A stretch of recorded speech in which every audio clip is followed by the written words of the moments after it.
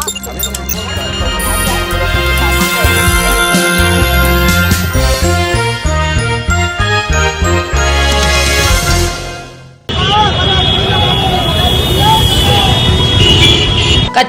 આર્થિક પાટનગર ગાંધીધામની મુખ્ય બજારમાં આજે સમી સાંજે ભર બજારે એક કારમાં અચાનક આગ ફાટી નીકળતા ભારે અફરાતફરી મચી ગઈ.